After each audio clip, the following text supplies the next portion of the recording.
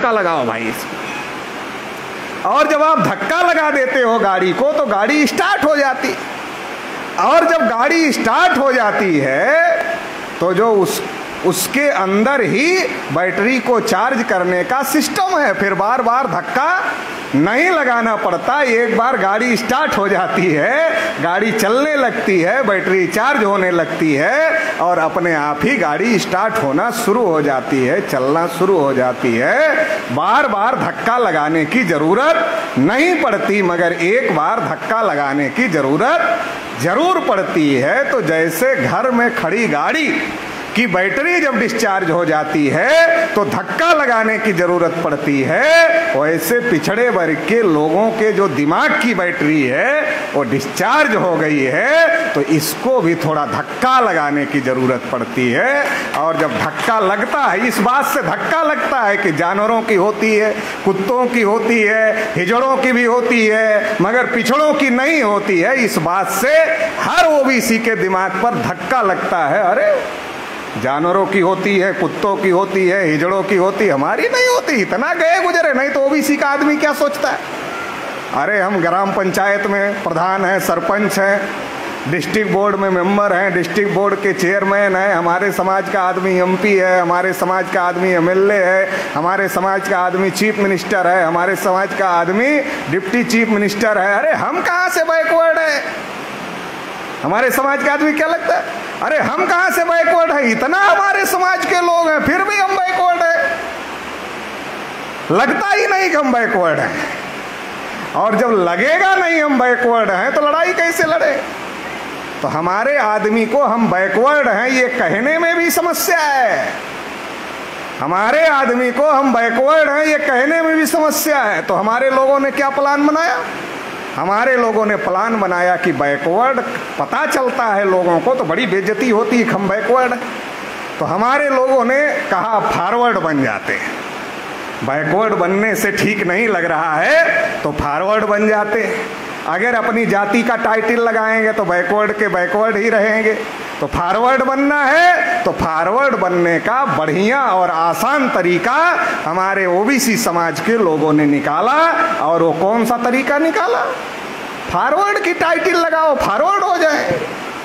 कितना आसान तरीका निकाला?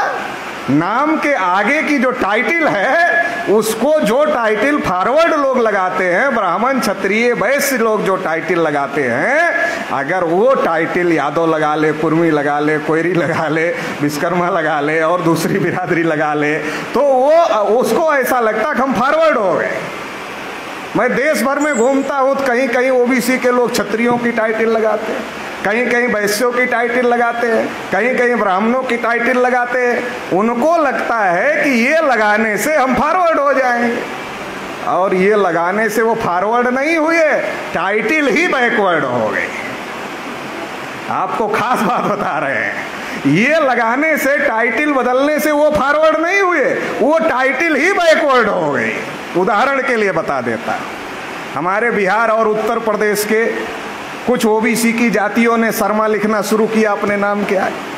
पहले ब्राह्मण शर्मा लिखते थे, हमारे लोगों ने शर्मा लिखना शुरू किया तो ब्राह्मणों को शर्म आने लगी शर्मा लिखने पर, और उन्होंने शर्मा लिखना बंद कर दिया। कहा ये टाइटल ही बैकवर्ड टाइटल हो गई, अभी इसको लगाना ठीक नहीं है। तो मैं ये समझाना चाहता हूँ और ये कहना चाहता हूँ अपने ओबीसी के लोगों को कि ओबीसी के भाइयों, आप फॉरवर्ड बनना चाहते हो, हम भी जीवन भर बैकवर्ड नहीं रहना चाहते, हम भी फॉरवर्ड बनना चाहते।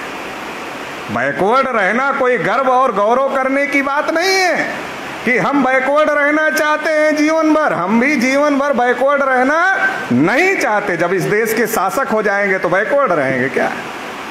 हमारे पुरखे सम्राट अशोक बैकवर्ड थे क्या? तो बैकवर्ड नहीं थे। आज हम लोग बैकवर्ड हो गए, हमारे पुरखे बैकवर्ड नहीं थे। भारत को अखंड भारत बनाया, भारत को विश्व गुरु बनाया, भारत को सोने की चिड़िया बनाया। ऐसे जो हमारे पुरखे थे वो बैकवर्ड कैसे हो सकते थे? वो बैकवर्ड नहीं थे, लेकिन आज हम लोग बैकवर्ड हो गए हैं। अगर आज हम लोग बैकवर्ड हो गए हैं, अगर बीमार हो गए हैं, तो हमें पहले स्वीकार करना पड़ेगा कि हम बीमार हो गए हैं। जब ये स्वीकार करेंगे कि हम बीमार हो गए हैं, दवा कराएंगे, इलाज कराएंगे, ठीक हो जाएंगे।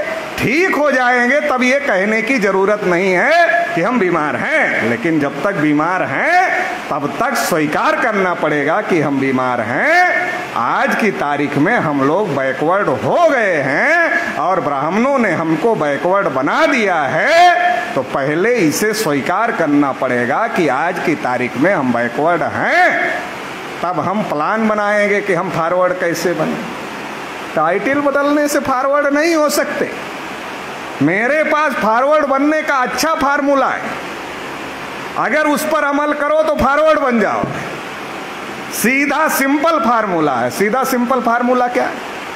1931 की जनगणना के अनुसार जो बैकवर्ड क्लास है उसकी आबादी जो है वो 52% है, मतलब आधे से 2% ज्यादा है। अब अगर बैकवर्ड क्लास का आदमी इस बात को ठान ले कि हमारी गिनती होनी चाहिए, गिनती होते ही ये आबादी 60% पहुंच जाएगी या उससे ऊपर पहुंच जाएगी, तो 100 में हम कितने हो जाएंगे? 60% हो जाएंगे। तो हमारी पहली लड़ाई क्या होनी चाहिए? हमारी गिनती होनी चाहिए। फिर दूसरी लड़ाई क्या होनी चाहिए? जितनी हमारी संख्या है उतना हिस्सा हमको मिलना चाहिए। अब आप लोग ये बताइए, अगर 60% लोगों को हर क्षेत्र में 60% हिस्सा मिल जाए, विधानसभा में मिल जाए, लोकसभा में मिल जाए, विधायिका, कार्यपालिका, न्यायपालिका, मीडिया, कल कारखाने, उद्योग धंधे, जमीन जगह, जितना भी संस्थान है सब जगह मिल जाए, तो जब आप 60% हो जाएंगे हर जगह, मतलब आधे से 10% ज्यादा आपको हिस्सा मिल जाएगा, तो भी आप बैकवर्ड रहेंगे क्या? अरे हर जगह जब आधे से ज्यादा हो जाएंगे तो अपने आप ही फॉरवर्ड हो जाएंगे, सबसे आगे हो जाएंगे। ये जो तरीका है ये फॉरवर्ड बनने का तरीका है। अगर बैकवर्ड लोग फॉरवर्ड बनना चाहते हैं तो ये ठान ले कि हमें गिनती की लड़ाई लड़ना है सबसे पहले, और उसके बाद संख्या के अनुपात में हिस्सेदारी की लड़ाई लड़ना है। अगर हम ये लड़ाई लड़ते हैं तो हमारी जो संख्या है उसके हिसाब से अगर हमको हिस्सा मिलता है, अपने आप हर क्षेत्र में हम आगे चले जाएंगे। और संख्या के आधार पर लोकतंत्र में हम इस देश के शासक बन जाएंगे। तो शासक कभी बैकवर्ड होता ही नहीं है। शासक बैकवर्ड थोड़ा ही होता, शासक बैकवर्ड नहीं होता है। अभी ओबीसी का मुख्यमंत्री है, ओबीसी का प्रधानमंत्री है, ओबीसी शासक नहीं है। शासक होने में और मुख्यमंत्री और प्रधानमंत्री होने में अंतर है। अगर ओबीसी शासक होता तो ये अभियान चलाने की जरूरत पड़ती कि जानवरों की गिनती हो रही है, कुत्तों की हो रही है, हिजड़ों की हो रही है, हमारी नहीं हो रही। ये अभियान चलाने की जरूरत इसलिए पड़ रही है कि ओबीसी शासक नहीं है, एससी एसटी शासक नहीं है। एससी एसटी ओबीसी माइनॉरिटी अगर इनको मिला दिया जाए ये 90% हो जाते हैं, और 90% जो लोग हैं वो देश में अधिकार वंचित लोग हैं। 90% जो लोग हैं वो देश में गुलाम लोग हैं। चाहे जितना आजादी का महोत्सव मना लो, मोदी जी ने भाषण दिया कि गुलामी की सोच से बाहर आना चाहिए, गुलामी की मानसिकता से बाहर आना चाहिए। तुम गुलाम बनाने का काम कर रहे हो, और लोग गुलामी की मानसिकता से कैसे बाहर आ जाए? मतलब फील गुड करना चाहिए। गुड हो रहा है नहीं हो रहा है, लेकिन फील करो कि अच्छा हो रहा है। तो ये जो दिखावे का कार्यक्रम चल रहा है इसको हम लोगों को समझने की जरूरत है, क्योंकि पिछड़े वर्ग के लोग देश का जब नाम आ जाता है तो सब कुछ भूल जाते हैं। जब देश का नाम आ जाता है तो सब कुछ भूल जाते हैं। इसीलिए आरएसएस वाले, बीजेपी वाले इसी भावना का फायदा पहले कांग्रेस ने उठाया, क्योंकि देश हमारा है। हमारे पुरखों ने देश को विश्व गुरु बनाया, सोने की चिड़िया बनाया, अखंड भारत बनाया। तो देश के प्रति, देश हमारा है तो किसकी निष्ठा होगी? हमारी निष्ठा होती है। लेकिन जो हमारी देश के प्रति निष्ठा है, इसी निष्ठा को आधार बना करके हमारे लोगों का समर्थन ब्राह्मण लोग लेते हैं। और समर्थन लेकर हमारे ही विरोध में काम करते हैं। गांधी और कांग्रेस के समय में इसी निष्ठा का फायदा उठाने का काम गांधी और कांग्रेस ने किया। अंग्रेजों को भगाने में सबसे ज्यादा योगदान हमारे पुरखे पूर्वजों ने देने का काम किया। लेकिन आजादी के 75 साल में क्या मिला? आज तक किसान एमएसपी की गारंटी के लिए लड़ाई लड़ रहे हैं। आप बताइए, एमएसपी की गारंटी क्या है? मिनिमम सपोर्ट प्राइस, न्यूनतम समर्थन मूल्य। अधिकतम नहीं मांग रहे, न्यूनतम मांग रहे। न्यूनतम भी सरकार देने के लिए तैयार नहीं, अधिकतम नहीं मांग रहे किसान, न्यूनतम मांग रहे, और सरकार न्यूनतम देने के लिए तैयार नहीं। सरदार वल्लभ भाई पटेल किसानों के बहुत बड़े नेता, और सरदार वल्लभ भाई पटेल ने पूरे देश भर में गांधी जी के साथ किसानों को जोड़ने का काम किया। गांधी जी ने कहा, अगर मुझे सरदार पटेल नहीं मिलते तो मैं सफल नहीं होता। ये बात गांधी जी को हमेशा याद थी। एक समय भूल गए। कब भूल गए? जब सरदार वल्लभ भाई पटेल को देश का प्रधानमंत्री बनाने का मौका आया तो गांधी जी भूल गए। कांग्रेस महासमिति का चुनाव चल रहा, नेहरू के फेवर में कोई वोट आ नहीं रहा था, कृपलानी जी संचालन कर रहे थे। गांधी जी ने नेहरू जी को कहा, लोग आपको प्रधानमंत्री नहीं बनाना चाहते, लोग सरदार पटेल को प्रधानमंत्री बनाना चाहते हैं, आपका क्या कहना है? नेहरू जी गांधी जी के साथ बहुत दिन तक रहे, तो गांधी जी के मौन की ताकत को जानते थे। तो इसलिए जब गांधी जी ने यह सवाल पूछा नेहरू जी से कि लोग तो सरदार पटेल को चुन रहे हैं, आपका क्या कहना है, तो नेहरू जी चुप रहे और गांधी जी सब कुछ समझ गए। और जब गांधी जी सब कुछ समझ गए तो उन्होंने जेबी कृपलानी को कहा कि सरदार पटेल को पर्ची दे दो कि सरदार पटेल अपना नाम वापस ले। सरदार पटेल ने सोचा जेबी कृपलानी के पर्ची देने से अगर हमने नाम वापस ले लिया तो गांधी जी एक्सपोज नहीं होंगे।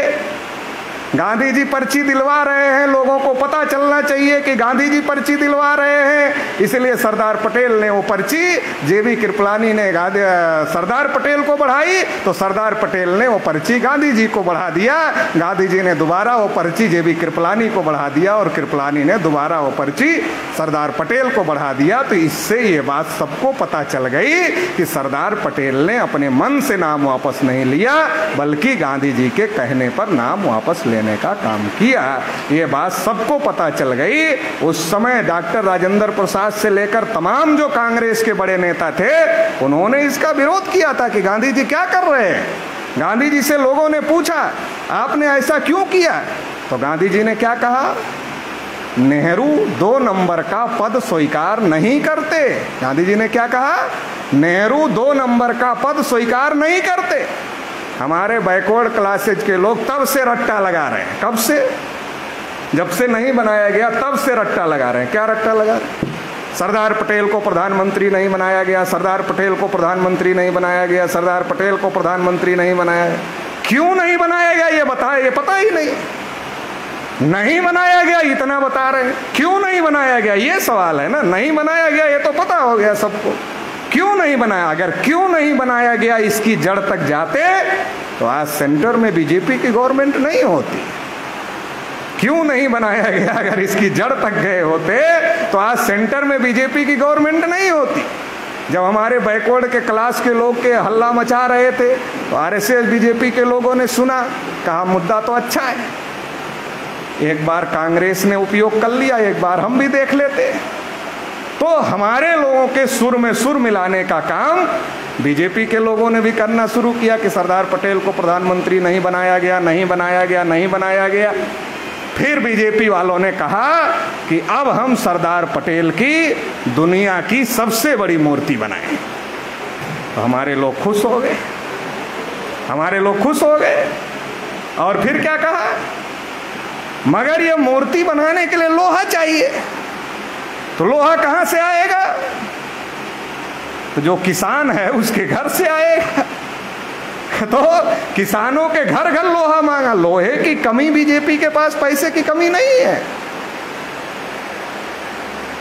पैसे की कमी सरकार के पास में नहीं है। क्यों किया? आपकी भावनाएं बीजेपी के साथ में जुड़नी चाहिए, इसके लिए किया।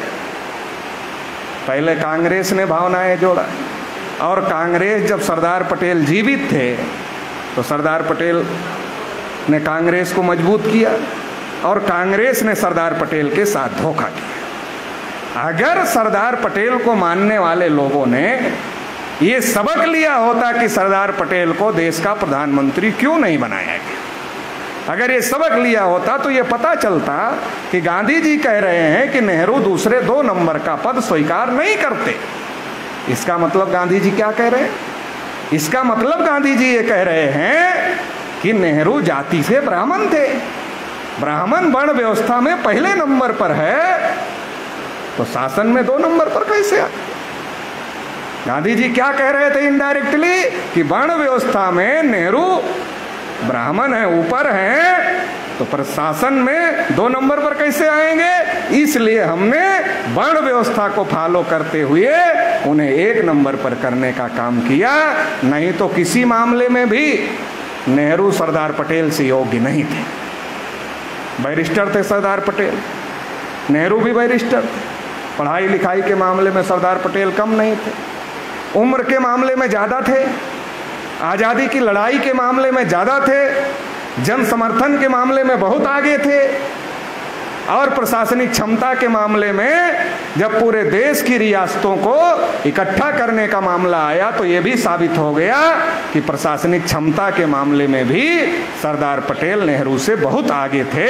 तो इसका मतलब किसी मामले में सरदार पटेल नेहरू से कम नहीं थे, केवल एक मामले में कम थे कि वो ब्राह्मण के घर नहीं पैदा हुए, किसान के घर पैदा, ब्राह्मण के घर नहीं पैदा हुए, किसान के घर पैदा हुए, ये उनकी समस्या थी और इसलिए नहीं बनाया गया। अगर सरदार पटेल को मानने वाले लोगों ने इस बात को समझा होता कि एक ब्राह्मण ने धोखा किया तो फिर दूसरे ब्राह्मण को सपोर्ट क्यों करते?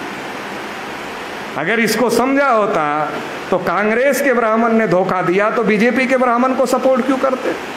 नहीं करते।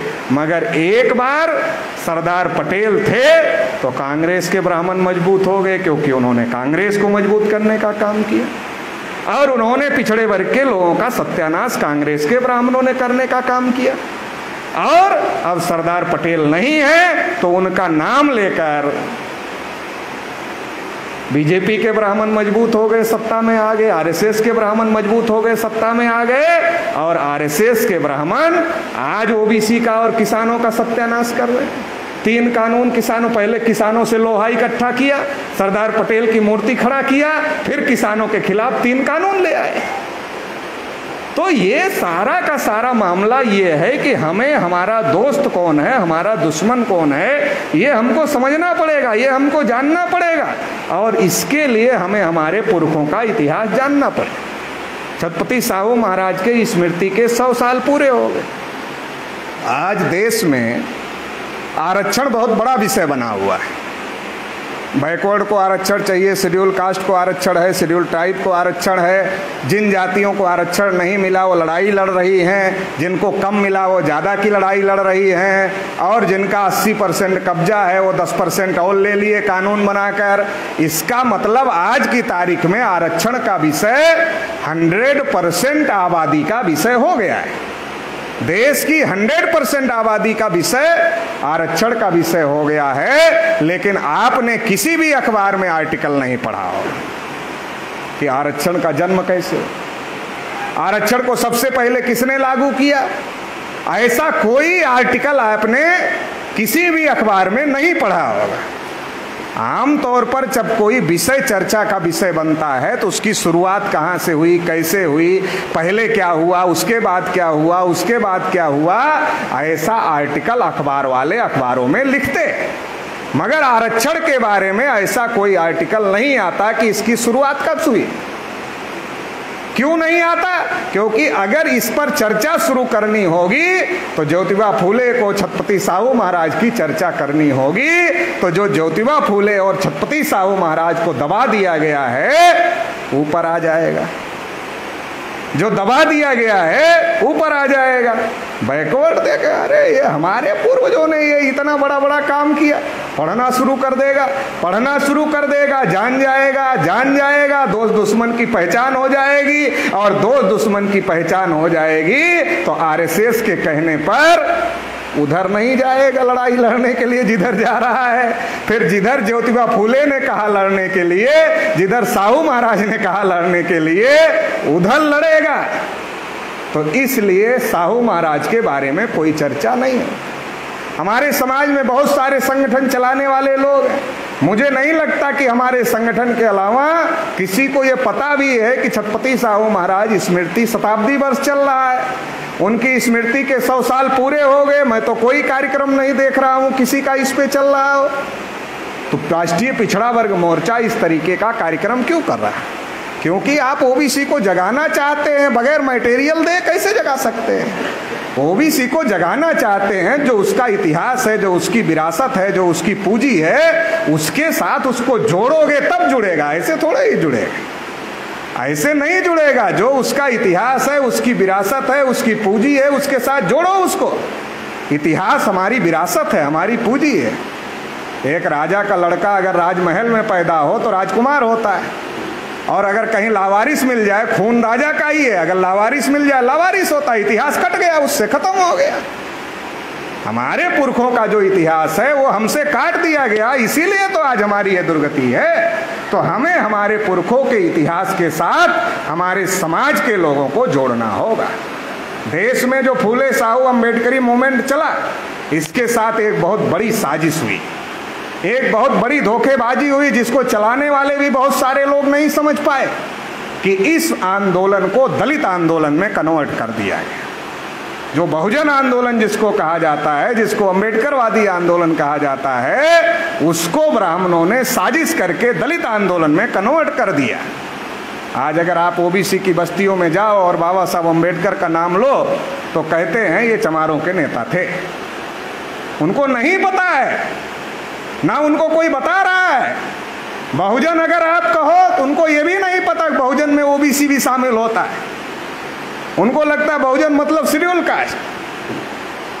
तो ये जो सारा मूवमेंट था, इस मूवमेंट को दलित मूवमेंट में कन्वर्ट कर दिया है, और इसकी वजह से ये सफल नहीं हो रहा है। जब तक इस मूवमेंट में बैकवर्ड क्लास के लोग सहभागी नहीं होंगे, तब तक ये मूवमेंट सफल नहीं हो सकता है।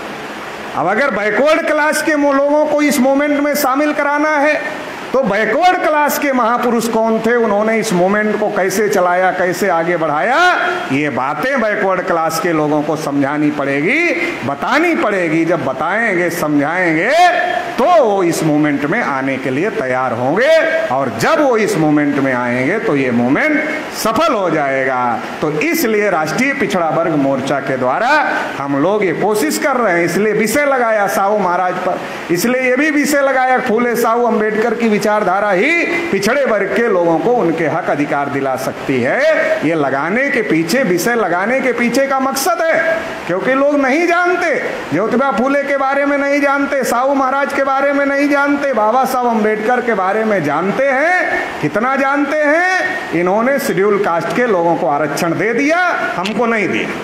कितना जानते हैं? शेड्यूल कास्ट को दे दिया और हमको नहीं दिया, क्योंकि आधा ब्राह्मणों ने बता दिया। पहले इतना ही पता था, शेड्यूल कास्ट को दे दिया, फिर ब्राह्मणों ने बता दिया तुमको नहीं दिया। ब्राह्मण कैसे बताते पता है? ब्राह्मण ओबीसी के पास जाते हैं और कहते हैं, जब डॉक्टर अम्बेडकर लिख ही रहे थे, जब लिख ही रहे थे, तुम्हारे लिए भी लिख देते 4 लाइन।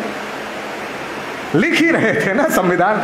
हम लोग कहते हैं ना बाबा साहब ने संविधान लिखा, तो ब्राह्मण भी जाके कहते हैं, ओबीसी के लोग लिख ही रहे थे अम्बेडकर, तो लिख ही रहे थे 4 लाइन तुम्हारे लिए भी लिख देते, क्या हो जाता? तुम्हारे लिए तो लिखा नहीं। ओबीसी का आदमी दिमाग चकरा जाता है, बात तो ये सही कह रहा है, हमारे लिए भी 4 लाइन लिख दिए होते तो क्या बुरा हो जाता? ओबीसी के आदमी को पता है क्या, जो गांव में रहता है, संविधान निर्माण की प्रक्रिया क्या थी, कि उसमें जैसे आज संसद में कानून बनता है, वैसे संविधान समिति जो थी उसमें पास होती थी एक बार, और उसमें कांग्रेस का 98% 99% बहुमत था। और जो चीज़ डॉक्टर अम्बेडकर लिखते थे उसको राजेंद्र प्रसाद को, नेहरू को, सरदार वल्लभ भाई पटेल को, 3 लोगों को दिखाना पड़ता था, फिर वो बहस के लिए रखा जाता था। फिर वो पास होता था, जो पास होता था वो संविधान में आता था, जो नहीं पास होता था वो नहीं आता था। इसलिए बाबा साहब अम्बेडकर ने बाद में कहा कि मैं इस संविधान से हर बात से पूरी तरीके से सहमत नहीं हूं, क्योंकि वो जो चाहते थे वो सारी बातें उसमें लिख नहीं पाए। लेकिन इतनी अकल ओबीसी समाज में अगर होती तो फिर आज ये समझाने और बताने की जरूरत हमको नहीं पड़ती, तो ब्राह्मण उनको भड़का लेते। इसलिए हमें ओबीसी समाज के अंदर फूले साहू अम्बेडकर पेरियार का जो मूवमेंट चला उसको ठीक प्रकार से समझाने और बताने की जरूरत है। देखिए, ये जो मूवमेंट है, ये मूवमेंट केवल शेड्यूल कास्ट के लोगों का मूवमेंट नहीं है, ये मूवमेंट बैकवर्ड क्लास के लोगों का भी मूवमेंट है। अगर आप प्राचीन भारत में देखोगे तो इस मूवमेंट को तथागत बुद्ध ने शुरू किया, महावीर ने शुरू किया। अगर आप आधुनिक भारत में देखोगे तो ज्योतिबा फूले ने शुरू किया, साहू महाराज ने आगे बढ़ाया, और बाबा साहब अम्बेडकर ने जो बातें ज्योतिबा फूले चाहते थे, जो बातें साहू महाराज चाहते थे, वो बातें संविधान में जितना ज़्यादा से ज़्यादा लिख सकते थे, जितनी बाबा साहब की योग्यता और क्षमता थी, वो बातें भारतीय संविधान में लिखने का काम बाबा साहब अम्बेडकर ने किया। तो इस प्रकार से ये सारा मूवमेंट है। छत्रपति साहू महाराज की जो वर्तमान में प्रासंगिकता है वो बहुत ज़्यादा है। बहुत ज़्यादा क्यों है? क्योंकि साहू महाराज ने जब अपने राज्य का कारोबार संभाला तो 98% के आसपास ब्राह्मण थे उनके कारोबार, उनके राज्य में जो कर्मचारी थे। तो साहू महाराज तो राजा थे, उन्होंने आरक्षण लागू कर दिया 50%। और आज भारत सरकार के कार्मिक मंत्रालय का आंकड़ा है 79.2%, मतलब 80% क्लास 1 क्लास 2 की नौकरियों पर ब्राह्मण और ऊंची जाति के लोगों का कब्जा है। मतलब साहू महाराज के समय में भी ब्राह्मणों का प्रशासन पर कब्जा था उनके राज्य में, और आज के समय में पूरे देश के प्रशासन पर ब्राह्मणों का कब्जा है। अभी कल जो वामन मेश्राम साहब का कार्यक्रम कानपुर में रोका, तो जितने अधिकारी थे कौन थे? वो चौकी इंचार्ज से लेकर कमिश्नर तक कौन थे? सारे के सारे ब्राह्मण थे। और शिकायत करने वाला कौन था? वो भी ब्राह्मण था। शिकायत करने वाला ब्राह्मण, फैसला लेने वाले अधिकारी ब्राह्मण, तो फैसला क्या हो? फैसला लेने वाले अधिकारी भी ब्राह्मण, शिकायत करने वाले भी ब्राह्मण, तो फैसला क्या होगा? फैसला तो वही होगा जो ब्राह्मण चाहते हैं, जब सब ब्राह्मण हैं। तो साहू महाराज ने 50% आरक्षण लागू। साहू महाराज के राज्य के कर्मचारी इकट्ठा होकर के साहू महाराज के पास गए और कहा, महाराज इनको कुछ नहीं आता जाता, अयोग्य लोगों को आपने भर्ती कर लिया है, इससे बहुत नुकसान हो जाएगा। महाराज ब्राह्मणों की बात जानते थे, उनके चरित्र के बारे में जानते थे, इसलिए महाराज ने उन कर्मचारियों को पूछा और कहा, तुम लोग योग्य हो क्या? जिनको हमने आरक्षण से लाया ये तो अयोग्य है, मगर तुम लोग तो पहले से हो, तुम योग्य हो क्या? अब ब्राह्मण अपने को अयोग्य कैसे कहेगा? बोला, महाराज हम तो योग्य हैं। कहा, योग्य हो तो इतने दिन का समय देते हैं, इतने समय में ये जो आरक्षण से आए हैं इनको योग्य बना दो, और अगर योग्य नहीं बना पाते तो हम मान लेंगे तुम लोग योग्य नहीं हो और पहले तुमको नौकरी से निकाल देंगे, बाद में इनका देखेंगे क्या करना। ब्राह्मण डर गए, ब्राह्मणों को समझ में आ गया कि अगर दोबारा जाएंगे, कहेंगे महाराज ये योग्य नहीं है, सीख नहीं पा रहे हैं, तो महाराज बोलेंगे तुम सिखा नहीं पा रहे हो, तुम ही योग्य नहीं हो, तुम नौकरी से निकल जाओ। तो इसलिए कुछ दिन बाद ही ब्राह्मण गए और कहा, महाराज ये सब योग्य हो गए। तो साहू महाराज का जो तरीका था वो प्रैक्टिकल तरीका था, अपने तरीके से वो ब्राह्मणों को जवाब देते। गंगाराम काम्बले जो उनके राज्य में थे, क्योंकि आज भी छुआछूत है, गांव देहात में जाओ तो कुत्ता अगर थाली को जीभ से चाट ले तो थाली पवित्र है, लेकिन शेड्यूल कास्ट का आदमी अगर थाली को हाथ लगा दे तो थाली अपवित्र हो जाती है, घर से बाहर चली जाती है। आज भी छुआछूत है। अभी राजस्थान में उस बच्चे की मेघवाल की हत्या हो गई छुआछूत के चक्कर में, तो साहू महाराज के समय में भी था। तो साहू महाराज ने गंगाराम काम्बले को बुलाया और गंगाराम काम्बले को कहा कि काम्बले पैसे ले लो। कहा, महाराज क्या करें पैसे का? कहा, इससे होटल खोल लो। कहा, महाराज कभी कभी घड़ा छू देता हूँ, पानी का पिटाई हो जाती है, कभी कभी कुएं से पानी निकाल लेता हूँ तो भी पीट दिया जाता हूँ। महाराज आप होटल खोलने के लिए कह रहे हो, हमारे होटल पर कौन आएगा? महाराज ने कहा इसकी चिंता तुम मत करो, ये हमारे ऊपर छोड़ दो, तुम होटल खोल। काम्बले ने होटल खोल दिया। अब साहू महाराज ही जाकर काम्बले के होटल पर बैठ जाते हैं। अब जब साहू महाराज राजा ही काम्बले के होटल पर बैठ गए, अब जिनको राजा से मिलना है वो कहाँ जाएगा? काम्बले के होटल पर जाएगा। तो साहू महाराज बोलते थे काम्बले सबको चाय पिला दो। अब महाराज का आदेश है, काम्बले चाय पिला रहे हैं, चाय कौन नहीं पिएगा? किसकी हिम्मत है नहीं पिएगा? एट्रोसिटी कानून बाद में आया, पहले साहू महाराज ने अपने राज्य में छुआछूत के खिलाफ कानून बनाया। पता ही नहीं है ओबीसी के लोगों को, ओबीसी के लोगों को नहीं पता है। एट्रोसिटी कानून शेड्यूल कास्ट के ऊपर छुआछूत भेदभाव कोई करेगा उसके ऊपर उसके खिलाफ कानून अपने राज्य में बनाने का काम छत्रपति साहू महाराज ने किया। बहुत सारे ओबीसी के लोगों के साथ उस कानून का दुरुपयोग होता है, इसलिए बहुत सारे ओबीसी के लोग हमको सवाल पूछते रहते हैं, पटेल जी एट्रोसिटी एक्ट का क्या है? हमारे ऊपर लग जाता है। लगता कैसे पता है? जब किसी ओबीसी और ब्राह्मण का झगड़ा होता है तो ब्राह्मण किसी कमजोर टाइप के शेड्यूल कास्ट के आदमी को ढूंढता है और उसके नाम से एप्लीकेशन दे के ओबीसी के ऊपर शेड्यूल कास्ट का एक्ट लगवा देता है। इसका मतलब यह है कि एक्ट गलत नहीं है, एक्ट तो इसलिए बना कि छुआछूत बंद हो, लेकिन उसका मिसयूज हो रहा है। एक्ट गलत नहीं है मगर उसका मिसयूज हो रहा है, जैसे सीबीआई का मिसयूज हो रहा है, जैसे ईडी का मिसयूज हो रहा है। महाराष्ट्र की पूरी सरकार चली गई ईडी के चक्कर में। जैसे इलेक्शन कमीशन का मिसयूज हो रहा है, जैसे पुलिस प्रशासन का मिसयूज हो रहा है, वैसे कानून का भी मिसयूज हो रहा है। तो मिसयूज होना अलग है और गलत होना अलग है, दोनों में फर्क है। एक है कोई चीज गलत है, एक है किसी चीज का मिसयूज हो रहा है। तो जो कानून है वो गलत नहीं है, उसका मिसयूज हो रहा है। तो हमने ओबीसी के लोगों को कहा एक है मिसयूज होना, एक है गलत होना। तो ये गलत नहीं है, छुआछूत बंद होना चाहिए, इसका मिसयूज हो रहा है। तो इसलिए हमने ये तय किया, राष्ट्रीय पिछड़ा वर्ग मोर्चा ने, ब्राह्मण हमको लड़ाना चाहता है शेड्यूल कास्ट कि उसके पास कानून है तुम्हारे पास नहीं है। तो राष्ट्रीय पिछड़ा वर्ग मोर्चा ने तय किया हम शेड्यूल कास्ट से नहीं लड़ेंगे कि उसका कानून खत्म हो। हम क्या लड़ाई लड़ेंगे? पिछड़े वर्ग के लिए भी एट्रोसिटी कानून बनाया जाए, क्योंकि अखिलेश यादव की कुर्सी भी धुली गई। अखिलेश यादव ओबीसी में बड़े ओबीसी माने जाते हैं, उनके पिताजी मुख्यमंत्री थे, मुख्यमंत्री के बेटे होने के बावजूद भी कुर्सी धुली गई। ये भी एक प्रकार का छुआछूत ही है।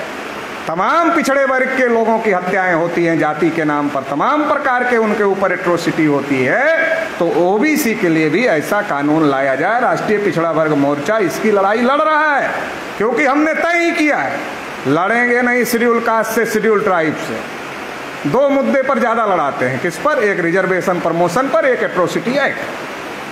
क्योंकि बैकवर्ड क्लास को रिजर्वेशन प्रमोशन नहीं है, शेड्यूल कास्ट को रिजर्वेशन प्रमोशन है। तो शेड्यूल कास्ट के कर्मचारी ऊपर चले जाते हैं, बैकवर्ड क्लास के नीचे रह जाते हैं, तो ब्राह्मण अपने साथ उनको शामिल कर लेता। देखो तुमको भी नहीं, हमको भी नहीं है, मांग करो शेड्यूल कास्ट का खत्म होना चाहिए। अरे शेड्यूल कास्ट का खत्म हो जाएगा तो हमको कैसे मिलेगा? शेड्यूल कास्ट का खत्म हो जाएगा तो हमको कैसे मिलेगा? अरे शेड्यूल कास्ट का खत्म होने के लिए नहीं लड़ेंगे, हमको मिलना चाहिए इसके लिए लड़ेंगे। हमें भी रिजर्वेशन प्रमोशन मिलना चाहिए, इसके लिए लड़ेंगे संख्या के अनुपात में। तो ये दांव पेच का मामला है, ये समझने की जरूरत है। तो साहू महाराज ने अपने राज्य में कानून बनाया था, ये मैं इसलिए बता रहा हूं कि ओबीसी के लोगों को समझ में आए ये बात। फ्री एजुकेशन, कंपलसरी एजुकेशन अपने राज्य में लागू किया, जनगणना किया अपने राज्य में जाति के आधार पर। घुमंतु जाति के जो लोग रहते थे जिनको अंग्रेजों ने क्रिमिनल ट्राइब घोषित किया था कि ये जन्मजात ही क्रिमिनल होते हैं, अगर उनके घर बच्चा पैदा हो जाए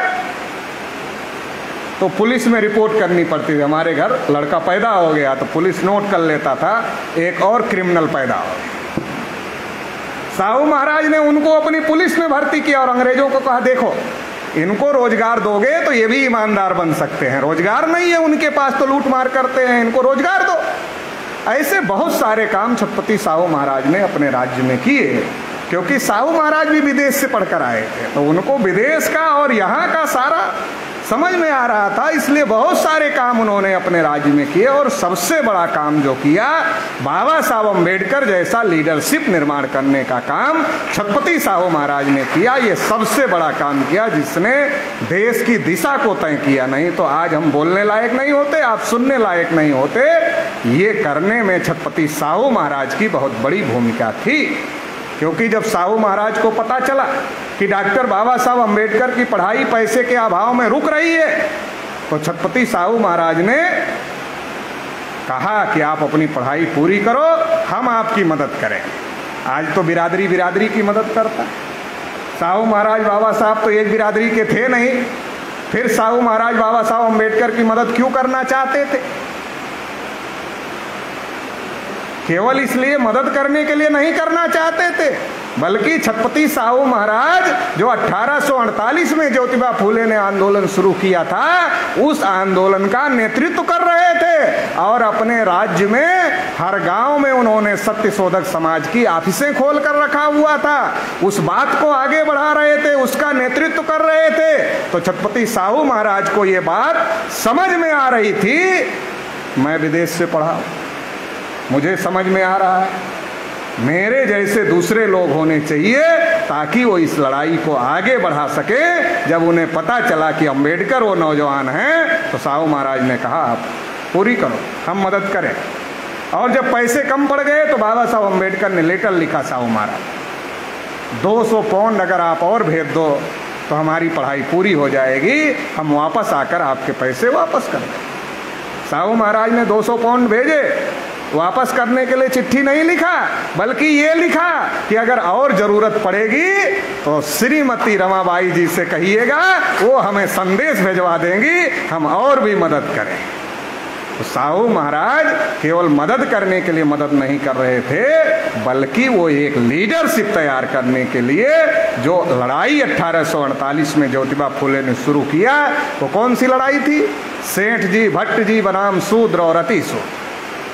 सेठ जी, भट्ट जी बनाम शूद्र और अति शूद्र। ज्योतिबा फूले क्या कहते थे? ये जो शूद्र और अति शूद्र हैं, इनके दुश्मन सेठ जी हैं और भट्ट जी। सेठ जी मतलब बनिया और भट्ट जी मतलब ब्राह्मण। तो ब्राह्मण कैसे लूटता है?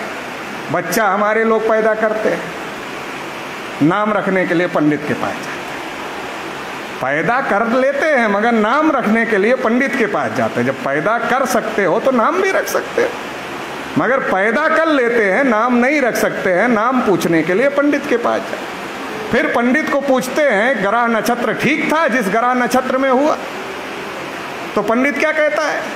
नहीं, शनि की 7.5 थोड़ा चढ़ी हुई है, ऊपर आ गई है, बच्चे के 7.5 आ गई है। तो माँ बाप घबरा जाते तो कहते पंडित जी कोई उपाय है? पंडित कहता हाँ उपाय तो है, मगर थोड़ा खर्चा लगेगा। कितना खर्चा लगेगा? औकात देखता। पंडित तो औकात जानता ना अपने जजमान की, पुरोहित है तो जजमान की औकात तो जानता है, घर में आना जाना होता है। अगर 10,000 खर्च करने की औकात है तो 12,000 खर्चा बताता है। अगर 20,000 खर्च करने की औकात है तो 21,000 खर्चा बताता है। अगर 50,000 खर्च करने की औकात है तो 51,000, ताकि आप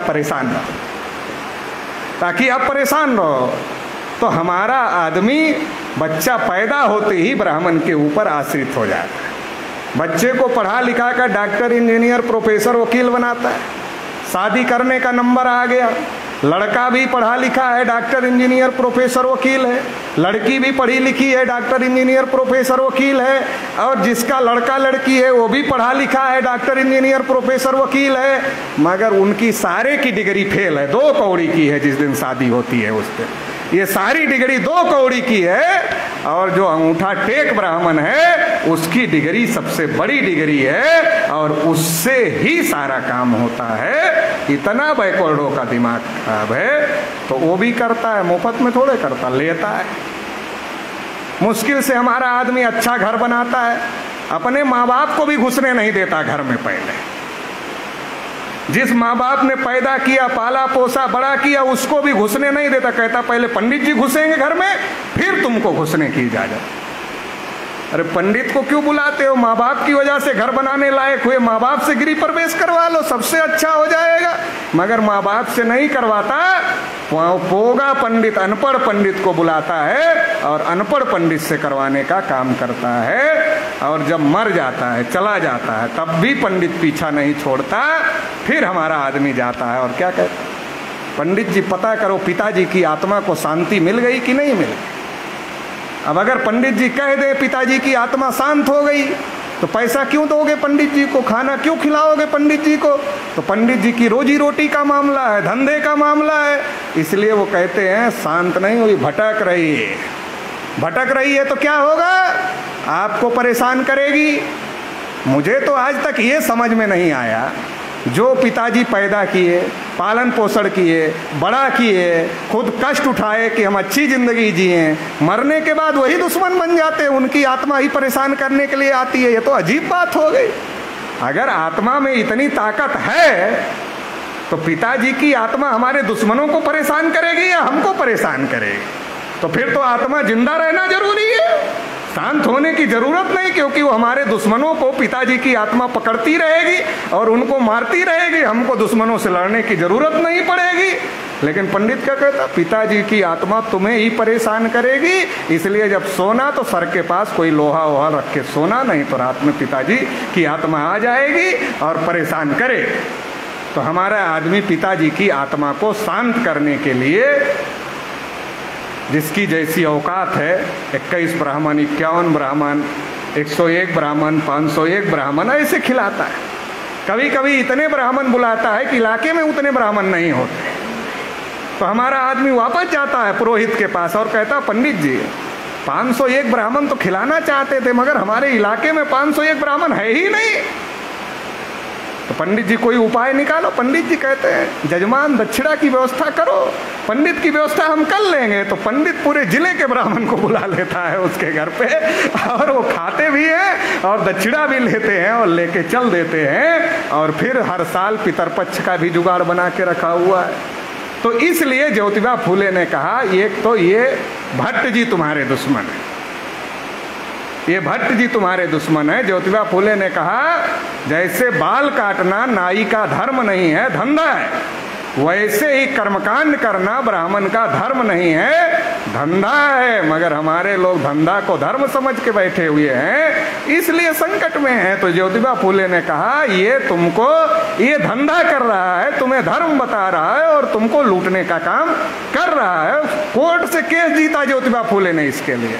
जब उन्होंने अपने लोगों से करवाना शुरू कर दिया, ब्राह्मण कोर्ट चले गए कि ये हमारा अधिकार है, ये ज्योतिबा फूले क्यों कर रहे हैं। ज्योतिबा फूले ने सारे तर्क दिए कोर्ट में और कोर्ट से केस जीता और साबित किया ये धर्म नहीं है, ब्राह्मणों का धंधा है।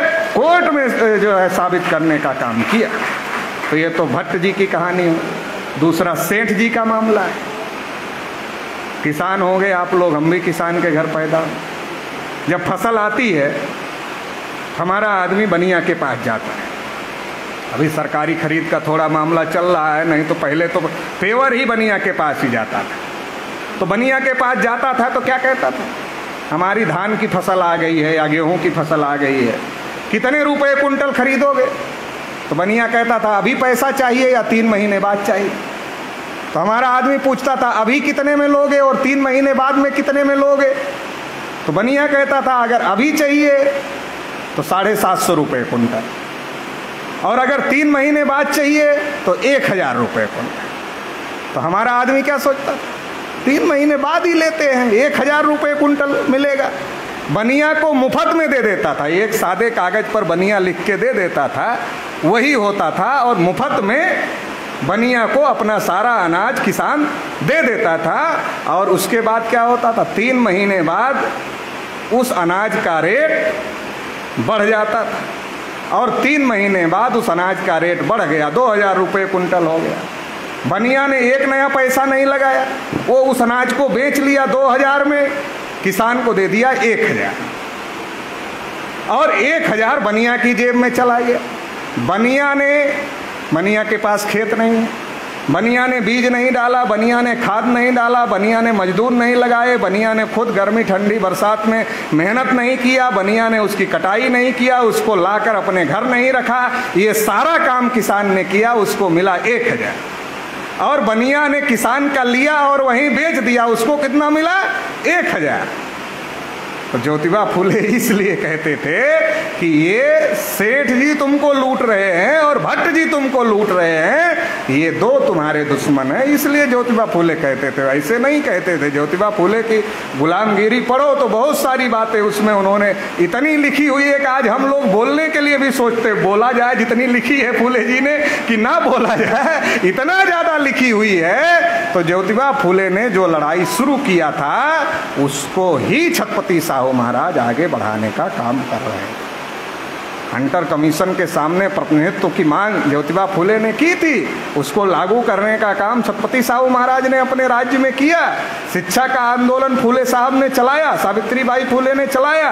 100% फ्री एजुकेशन, कंपलसरी एजुकेशन लागू करने का काम छत्रपति साहू महाराज ने अपने राज्य में किया।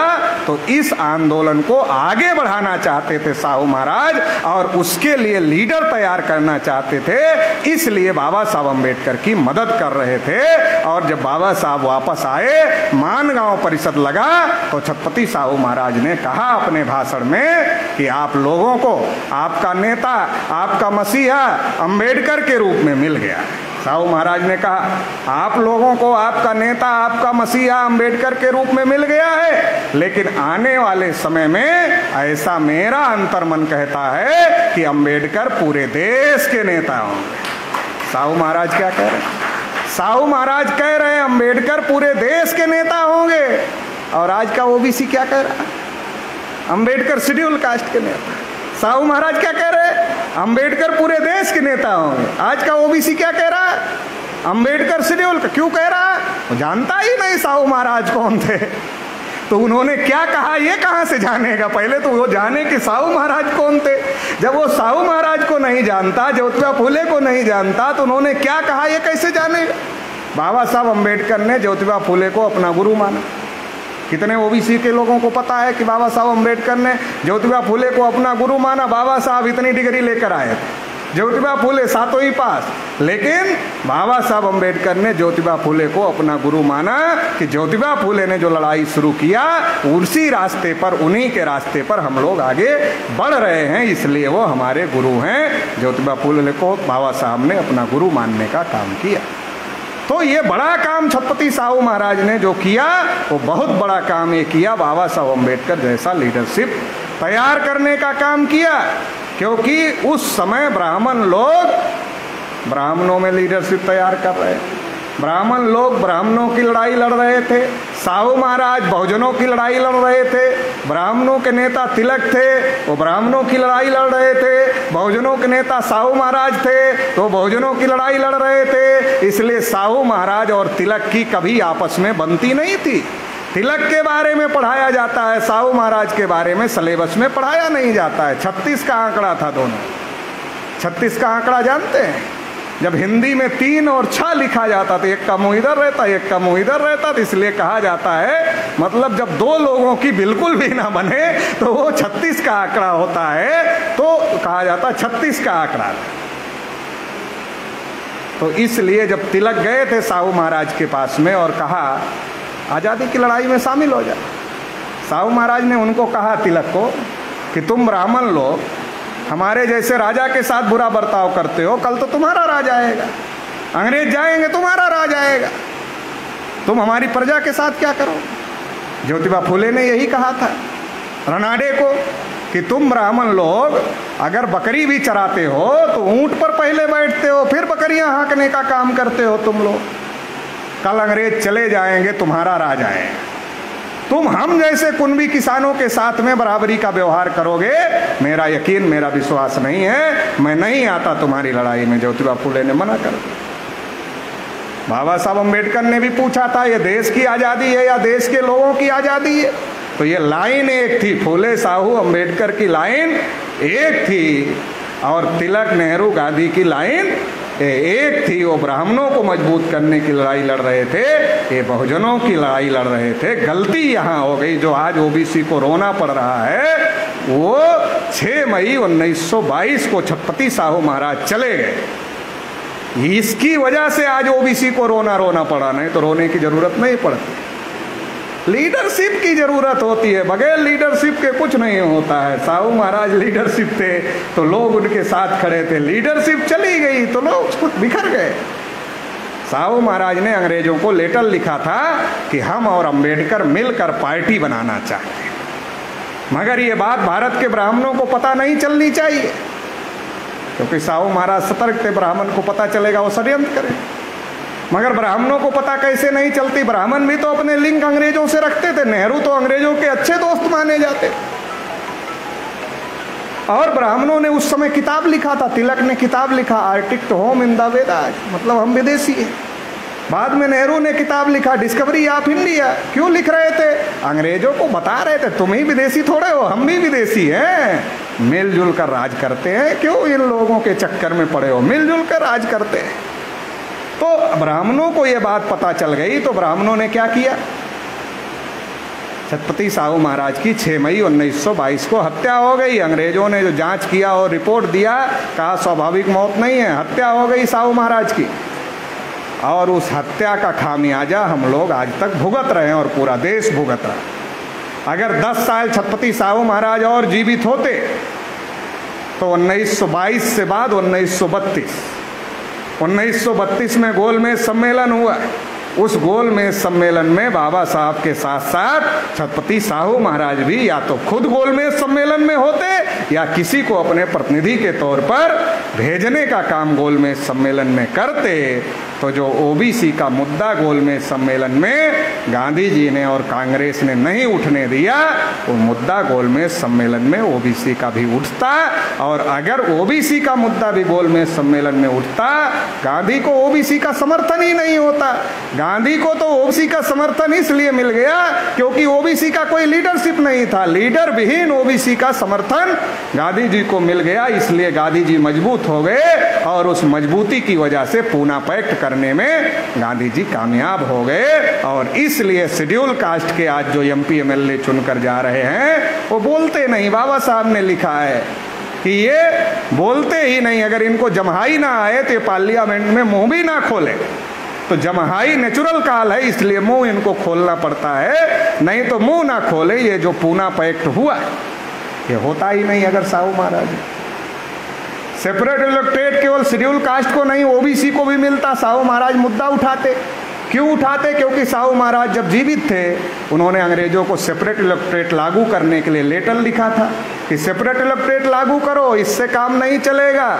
उन्होंने लिखा था कि ये जो नॉमिनेट किए जा रहे हैं लोग, ये ब्राह्मणों की जो ब्यूरोक्रेसी है उसके हाथ का खिलौना बनेंगे। साहू महाराज ने कहा ये जो नामधारी नेतृत्व है ये ब्राह्मणवादी ब्यूरोक्रेसी के हाथ के खिलौने बन जाएंगे, ये सच्चे नेतृत्वकर्ता नहीं हो सकते। सच्चे नेतृत्वकर्ता अगर बनाना है सेपरेट इलेक्टोरेट लागू करो। छत्रपति साहू महाराज ने अंग्रेजों को लिखा था, चिट्ठी लिखा था, बहुत बड़ी चिट्ठी लिखा था इसके लिए। तो जब चिट्ठी उस समय लिखा था तो जब मौका था बोलने का तो क्यों नहीं बोलते गोलमेज सम्मेलन में? तो ओबीसी का भी मुद्दा उठता, एससी का भी मुद्दा उठता और फिर गांधी जी के पास ये समर्थन नहीं होता। और जब गांधी जी के पास ओबीसी का समर्थन नहीं होता तो गांधी जी ओबीसी के हक अधिकारों को, एससी एसटी के हक अधिकारों को खत्म करने लायक नहीं होते। ये जो सारा मामला हुआ ये साहू महाराज के ना होने की वजह से हुआ। फिर भी बाबा साहब ने पूरी ताकत से लड़ाई लड़ी। आज ओबीसी को लगता है बाबा साहब की वजह से हमें क्या मिला। तो सबसे बड़ी बात ओबीसी के लोगों को बताना चाहिए, देश में जो एडल्ट फ्रेंचाइज है, जो वयस्क मताधिकार है, प्रौढ़ मताधिकार है, वो किसी दूसरे की देन नहीं है, वो डॉक्टर बाबा साहब अम्बेडकर की देन है। प्रौढ़ मताधिकार, हर आदमी को जो वोट का अधिकार है। पहले हर आदमी को वोट का अधिकार नहीं था। जो पढ़ा लिखा था, इनकम टैक्स देते थे, सांस्थानिक राजा थे, उनको ही वोट का अधिकार था। और गांधी जी गोलमेज सम्मेलन में भी इस बात को लेकर अड़े हुए थे कि सबको वोट का अधिकार नहीं मिलना चाहिए। लेकिन बाबा साहब अम्बेडकर ने लड़ाई लड़कर सबको वोट का अधिकार दिलवाया। तब लंदन में भी वयस्क मताधिकार लागू नहीं था, जब बाबा साहब ने भारत के लिए वयस्क मताधिकार की लड़ाई जीतने का काम किया। और जब लंदन में लागू करना हुआ अंग्रेजों को, उन्होंने कहा इसके एक्सपर्ट डॉक्टर अम्बेडकर हैं, तो लंदन में लागू करने की जो कमेटी बनी उसमें डॉक्टर अम्बेडकर को मेंबर के तौर पर, एक्सपर्ट के तौर पर अंग्रेजों ने लेने का काम किया। ओबीसी के लोगों को ये गहरी बातें ना कोई बताने वाला है ना समझाने वाला है, इसलिए उनको पता नहीं है। अगर एडल्ट फ्रेंचाइज नहीं होता तो आज कभी नीतीश जी, कभी लालू जी, कभी तेजस्वी जी होते बिहार में? नहीं होते। अगर वोट का अधिकार ही नहीं होता ओबीसी को तो इनकम टैक्स कौन देते थे? उनके लोग देते थे। अगर वोट का अधिकार, वयस्क मताधिकार नहीं मिला होता तो ना हमारे सरपंच होते, ना हमारे डिस्ट्रिक्ट बोर्ड में चेयरमैन होते, ना डिस्ट्रिक्ट बोर्ड के मेंबर होते, ना विधायक सांसद होते, ना मुख्यमंत्री होते, ना प्रधानमंत्री होते। ये जो सारा का सारा करिश्मा हो रहा है, ये सारा करिश्मा एडल्ट फ्रेंचाइज की वजह से हो रहा है, वयस्क मताधिकार की वजह से हो रहा है। और ये लड़ाई बाबा साहब अम्बेडकर ने लड़के भारत के लोगों की, भारत के गुलाम लोगों को लिए एक बहुत बड़ा वरदान देने का काम बाबा साहब डॉक्टर अम्बेडकर ने। संविधान सभा में भी बाबा साहब अम्बेडकर ने ओबीसी की लड़ाई लड़ी। 2-3 लोग जो ओबीसी के जीत कर गए थे वो बोल नहीं रहे थे, तो बाबा साहब ने उनको कहा आप बोलो। उन्होंने बोला तो बाबा साहब अम्बेडकर को आर्टिकल 340 लिखने का मौका मिला और आर्टिकल 340 उन्होंने लिख दिया। क्योंकि सरदार पटेल जी ने कहा अभी आज़ादी नज़दीक है, अगर इस चक्कर में पड़ोगे कि ओबीसी कौन है तो फिर आज़ादी खींचेगी लंबी, आज़ादी के बाद इसको देख लेंगे। सरदार पटेल जी अगर जीवित होते तो देख लेते, मगर जीवित ही नहीं रहे देखने के लिए ज़्यादा दिन तक आज़ादी के बाद में। तो ओबीसी के लिए आर्टिकल 340 बाबा साहब अम्बेडकर ने भारतीय संविधान में लिखा। और जब नेहरू उस पर अमल नहीं कर रहे थे तो डॉक्टर बाबा साहब अम्बेडकर ने अपने कानून मंत्री पद से इस्तीफा दे दिया। आज कोई एमपी, एमएलए, मिनिस्टर ओबीसी के मुद्दे के लेकर इस्तीफा देने के लिए तैयार है? इस्तीफा देने का छोड़ो, बोलता ही नहीं। जिस काम के लिए गया है वहाँ वही नहीं करता, बोलता ही नहीं। इस्तीफा देना तो बहुत बड़ी बात है। तो ये काम बाबा साहब अम्बेडकर ने किया, लेकिन किसको पता है ये काम बाबा साहब अम्बेडकर ने किया? तो ऐसी बहुत सारी बातें हैं जो लोगों को पता नहीं है, और पता ना होने की वजह से लोग हम लोगों के साथ जुड़ नहीं पा रहे हैं। इसलिए फूले साहू अम्बेडकर की जो विचारधारा है, ये विचारधारा ओबीसी के हर घर में पहुंचाना पड़े। क्योंकि देखो ये लड़ाई चल रही है, एक आदमी जहर बांट रहा है, आरएसएस की विचारधारा जहर है, फूले साहू अम्बेडकर की विचारधारा दवा है। जहर की फ्रेंचाइजी कंपनी उनके पास में है, वो हर जगह फ्रेंचाइजी खोल रहे हैं, हर गांव मोहल्ले में जहर की पुड़िया बांट रहे हैं। दवा की फ्रेंचाइजी फूले साहू अम्बेडकर की विचारधारा आपके पास में है, आपको अपनी दवा बांटना है। दवा तो जहर पर भारी ही होती है, लेकिन जहां जहर फैलाया गया है वहां दवा पहुंचाना पड़ेगा। तो पहुंचाने का काम आप लोगों को करना है। अगर दवा पहुंचा दोगे तो ये काम हो जाएगा। एक विषय और रखा गया है कि जाति आधारित जनगणना से क्या जातिवाद बढ़ेगा? क्योंकि टीवी वाले प्रचार कर रहे हैं। जब हमने 25 मई का भारत बंद घोषित किया तो टीवी वालों ने कहना शुरू किया इससे जातिवाद बढ़ेगा। अब पिछड़े वर्ग में जेंटिलमैन लोग ज़्यादा हैं। जेंटिलमैन लोग समझते हैं आप लोग? पिछड़े वर्ग में जेंटिलमैन लोग ज़्यादा हैं, जिनको कार्यक्रम में बुलाओगे नहीं आएंगे, दिन भर टीवी देखते। टीवी वाला जो बोलता है वो ज्ञान लेकर चौराहे पर बांटते हैं, तो ज़्यादा नुकसान करते हैं। क्योंकि वो ब्राह्मण टीवी पर बोलता है और ब्राह्मण की बात सुनकर ज्ञान लेकर वो चौराहे पर बांटते हैं, उससे ज़्यादा नुकसान होता है। तो ऐसे ओबीसी में जेंटिलमैन लोगों की संख्या ज़्यादा है। तो हमने सोचा ये जेंटिलमैन लोग भी फैलाएंगे कि जाति जनगणना से जातिवाद बढ़ेगा, इसलिए इसको विषय बना करके लोगों को समझा देंगे तो हमारे लोग इसका जवाब देना शुरू कर देंगे। तो जो ब्राह्मणों की साजिश है जाति जनगणना के खिलाफ में, उसको हम लोग फेल करने का काम कर देंगे। तो जाति जनगणना से जातिवाद कैसे बढ़ेगा? वैसे अभी कम है क्या? पहले तो ये समझना पड़ेगा इससे ज़्यादा भी कुछ बढ़ जाएगा क्या? जितना है उससे ज़्यादा बढ़ जाएगा क्या? दूसरी बात, जाति जाति के नाम पर देश में कहीं दंगे नहीं है। अगर गिनती से बढ़ने घटने का मामला है तो सबसे पहले तो धर्म के आधार पर गिनती रोक देनी चाहिए। जगह जगह फसाद होते हैं धर्म के नाम। मगर कोई टीवी वाला एंकर नहीं कहता धर्म के आधार पर गिनती रोक दो, उससे ब्राह्मणों को फायदा है, क्यों बोलेंगे रोक। मगर जाति के आधार पर गिनती नहीं होनी चाहिए, जातिवाद बढ़ेगा, ये अफवाह फैलाई जा रही। जातिवाद बढ़ेगा नहीं, बल्कि जाति आधारित गिनती से भारत के लोगों का विकास होगा। भारत के लोगों का विकास होगा तो भारत का विकास होगा, और भारत का विकास होगा तो भारत अपना पुराना खोया हुआ गौरव हासिल कर लेगा। इतना बड़ा मामला है गिनती का, केवल ओबीसी को अधिकार लेने का मामला नहीं है। भारत का जो खोया हुआ गौरव है उसको वापस लेने तक का मामला है गिनती का। कैसे? अभी 3% लोग कब्जा किए हुए। एक परिवार में मान लो 3 लोग हों, एक आदमी मेहनत करे और बाकी सब निठल्ले रहे, परिवार का डेवलपमेंट होगा? नहीं होगा। सब के सब मेहनत करें, सब के सब लोग काम करें, सब के सब लोग पैसा कमाए तो डेवलपमेंट हो। ऐसे ही देश को चलाने का काम 3% लोग कर रहे हैं, 97-98% लोगों को काम ही नहीं दे रहे। देश का डेवलपमेंट कैसे होगा? 83 करोड़ लोग भुखमरी और अर्धभुखमरी के शिकार। बहुत सारे लोग मुख्य धारा में जिनको आना चाहिए, मेन स्ट्रीम में आना चाहिए राष्ट्र की, वो अलग थलग पड़े हुए हैं। उनका देश है मगर वो अलग थलग पड़े हुए हैं। पता कैसे चलेगा आजादी के 75 साल में किसका विकास हो गया और किसका नहीं हुआ? जाति आधारित जनगणना से पता चलेगा कि आजादी के 75 साल में किसका ज्यादा विकास हो गया, किसका कम विकास हो गया। ब्राह्मण जानते हैं उन्हीं का विकास हुआ है, इसलिए वो गिनती नहीं करते कि पोल खुल जाएगी, और पोल खुल जाएगी तो जो झगड़ा लगाते एससी ज्यादा ले लिया, एसटी ज्यादा ले लिया, ओबीसी में यादव ज्यादा ले लिया, ये जो झगड़ा लगाते झगड़ा भी बंद हो जाए, क्योंकि आंकड़े आ जाएंगे। क्या आंकड़े आ जाएंगे? 3.5% लोगों का 80-85% कब्जा है। अगर ऐसे आंकड़े मान लो आ गए तो क्या होगा जाति आधारित जनगणना से? सबसे पहले क्षत्रिय लोग अपना मोर्चा खोलेंगे ब्राह्मणों के खिलाफ में, और क्या कहेंगे? अरे भाई ब्राह्मणों, सवर्ण के नाम पर हम तुमको समर्थन देते रहे और तुम हमारा हिस्सा भी हजम कर लिए, हमको भी हमारा हिस्सा नहीं दिए, अब हम तुम्हारे खिलाफ में हैं, अब हम अपने हिस्से के लिए लड़ेंगे। पहला मोर्चा जाति जनगणना से क्षत्रियों का खुल जाए, दूसरा मोर्चा वैश्यों का खुल जाए, बोलेगा सबसे ज्यादा पैसे हम देते हैं तुमको, तुम हमको भी हिस्सा नहीं देते, वैश्य मोर्चा खोल देगा। तीसरे नंबर पर मोर्चा ओबीसी का आदमी खोल देगा, बोलेगा हिंदू के नाम पर जहां कहते हो वहां भिड़ जाते, हमको ही हिस्सा नहीं देते, इसलिए अब नहीं आते तुम्हारे पीछे। ओबीसी का आदमी मोर्चा खोल देगा। जो ब्राह्मणों के समर्थन में है 3% के, वो विरोध में खड़े हो जाए, विरोध में खड़े हो जाएंगे। 3 प्रकार की क्रांतियां हो जाए। सामाजिक रूप से ब्राह्मण ऊपर है, जैसे ओबीसी हटेगा नीचे आ जाएगा। धार्मिक रूप से ब्राह्मण ऊपर है, जैसे ओबीसी ऊपर मानना बंद कर देगा नीचे आ जाएगा। राजनीतिक रूप से ब्राह्मण ऊपर है, जैसे ओबीसी ऊपर मानना बंद कर देगा नीचे आ जाएगा।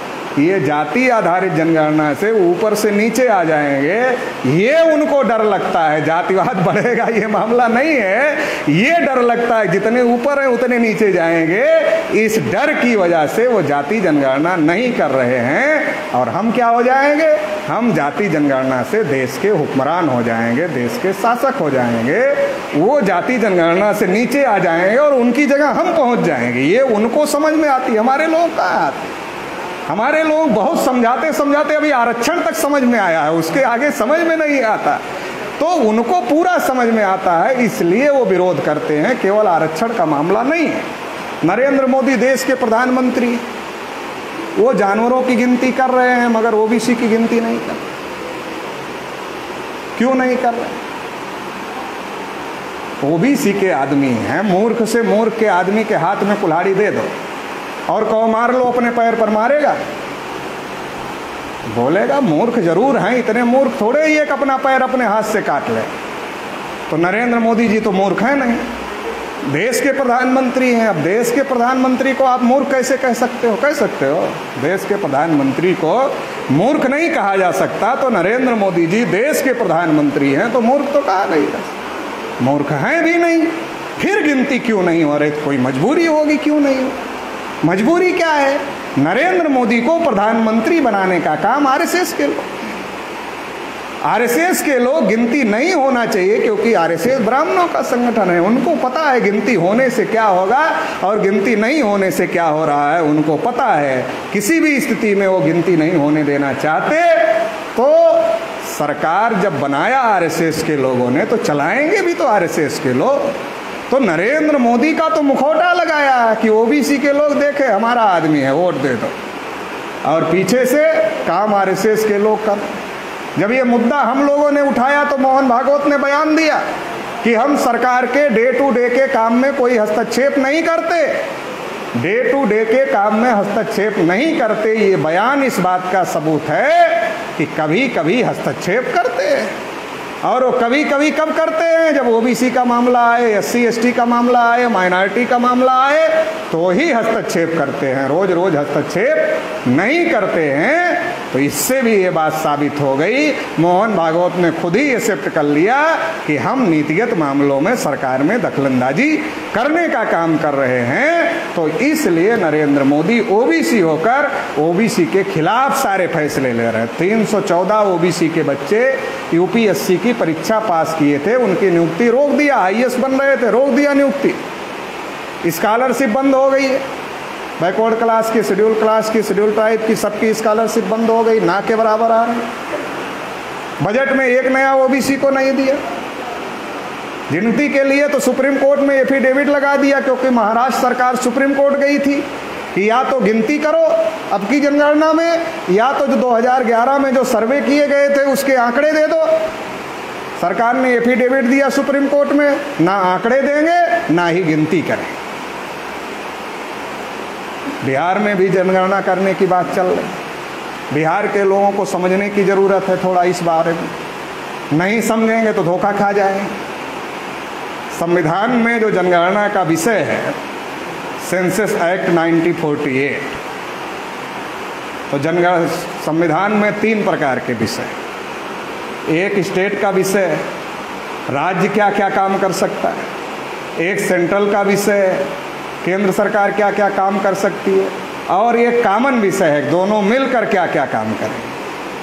तो जो सेंसस का विषय है, जो जनगणना का विषय है, वो सेंट्रल गवर्नमेंट का विषय है, स्टेट गवर्नमेंट का विषय संविधान में नहीं है। इसलिए स्टेट गवर्नमेंट सर्वे करती है। जो नीतीश जी ने आर्डर निकाला वो भी सर्वे का है, जनगणना मुंह से बोल रहे हैं। एक्चुअल आर्डर सर्वे का है, देख लेना आर्डर, एक्चुअल आर्डर सर्वे का है। जनगणना मुंह से बोल रहे हैं, जनगणना करा रहे हैं। जैसे मनमोहन सिंह ने सोशियो इकोनॉमिक सर्वे कराया था, वैसे ये राज्य लेवल पर सोशियो इकोनॉमिक सर्वे करा रहे हैं। मगर क्या इस सर्वे को सेंट्रल गवर्नमेंट मानेगी? बिल्कुल नहीं मानेगी। और अगर इस सर्वे के आधार पर कोई योजना बनाई और मामला सुप्रीम कोर्ट और हाई कोर्ट में गया, तो क्या ये जरूरी है कि ये सर्वे सुप्रीम कोर्ट और हाई कोर्ट में टिकेगा?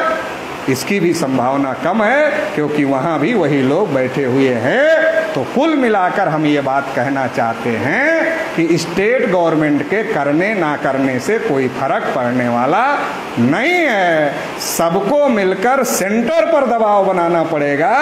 सेंटर गवर्नमेंट गिनती करे, इसके लिए दबाव बनाना पड़ेगा। 25 मई को हमने भारत बंद किया था, तो अजान प्रकरण से लेकर हिजाब प्रकरण से लेकर पता नहीं कितने प्रकरण आ गए, और नूपुर शर्मा प्रकरण तक जाकर के वो मामला शांत हुआ।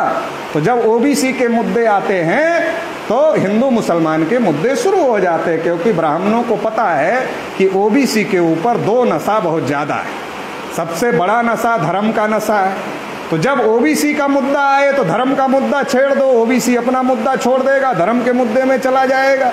जैसे मंडल के समय में कमंडल में चला गया।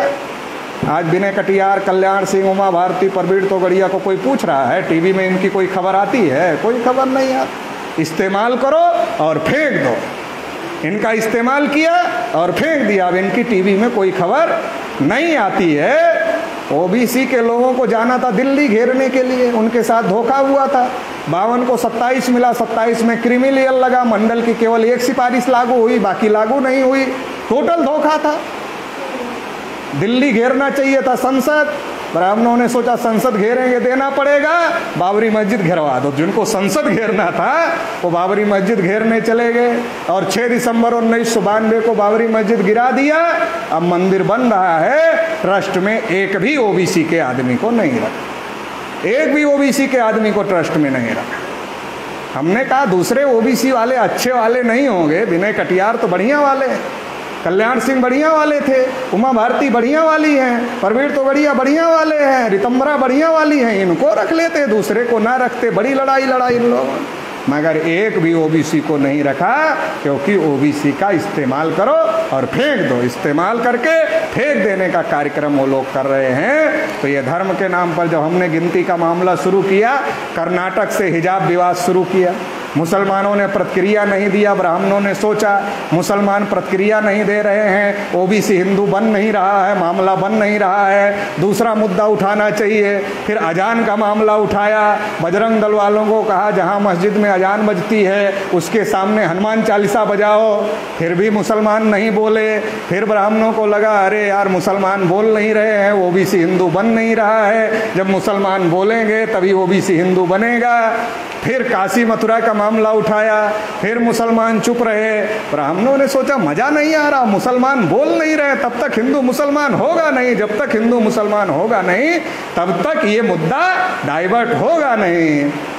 तो इतने में भारत बंद हो गया, नीतीश जी ने बोला हम भी करेंगे और लोगों ने बोला हम भी करेंगे। तो ब्राह्मणों ने सोचा मामला आगे बढ़ रहा है, कोई बड़ा काम करना होगा, तो नूपुर शर्मा को कहा मोहम्मद साहब के ऊपर टिप्पणी कर दो, हम देख लेंगे, तुम्हारा कोई कुछ बिगाड़ नहीं पाएगा। तो नूपुर शर्मा ने टिप्पणी कर दिया, पूरी दुनिया में भारत की बदनामी होगी। मतलब आपको अधिकार ना मिले, भले देश की बदनामी पूरी दुनिया में हो जाए। और आप क्या कहते हो, राष्ट्रभक्त, और वो क्या कहते हैं, हम राष्ट्रभक्त।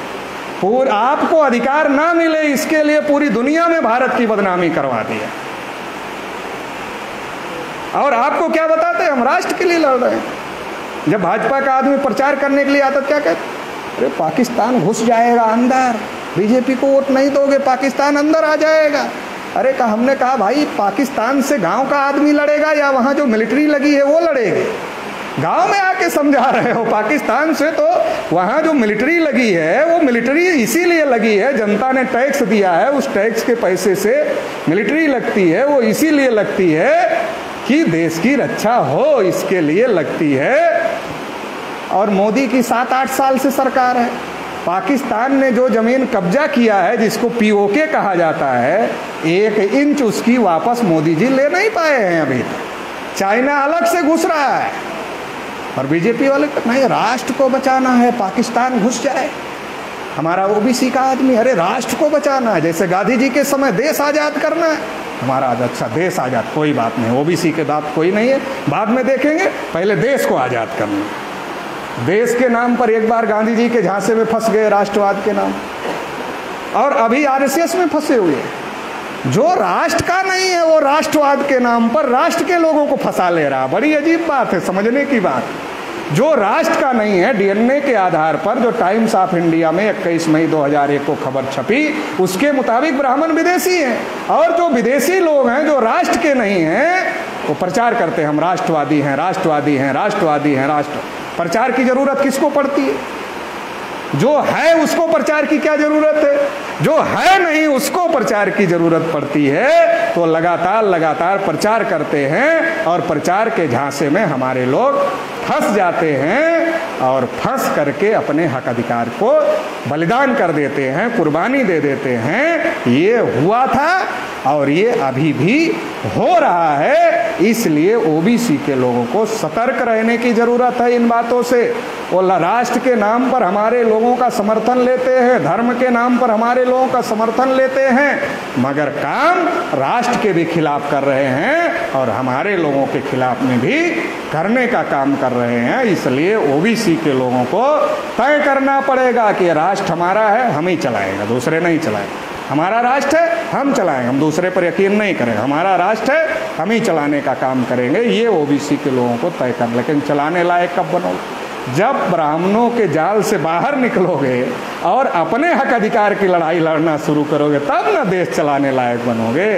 अगर हिंदू के नाम पर 3.5% ब्राह्मणों को सपोर्ट करते रहोगे तो 3.5 को 52 का समर्थन मिलेगा, तो बहुसंख्यक बन के राज करता रहेगा। आपका नंबर कभी भी आने वाला नहीं है। आप अपना नंबर चाहते हो तो आपको देश में अधिकार वंचित जो समूह के लोग हैं, SC, ST, OBC, माइनॉरिटी, इनमें भाईचारा पैदा करके आपको कोशिश करनी होगी, तो हम लोग राष्ट्र को चलाने लायक हो सकते हैं।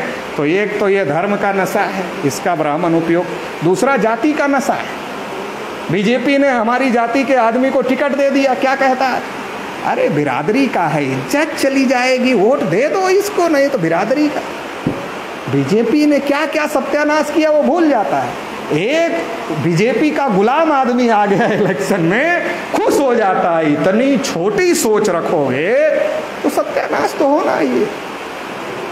बिरादरी के नाम, अधिकार बिरादरी के नाम पर मिले हैं, अधिकार OBC के नाम पर मिले, अधिकार OBC के नाम पर मिले हैं, नेता बिरादरी का खोज रहे हो, कल्याण कहाँ से होगा, सत्यानाश ही हो।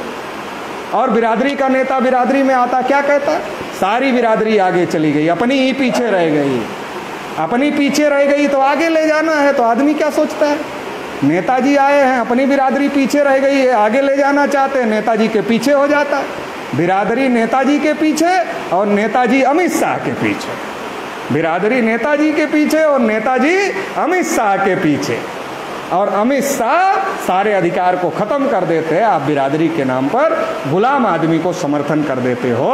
तो इसलिए जाति और धर्म का जो नशा है इसको छोड़ना पड़ेगा और ये तय करना पड़ेगा।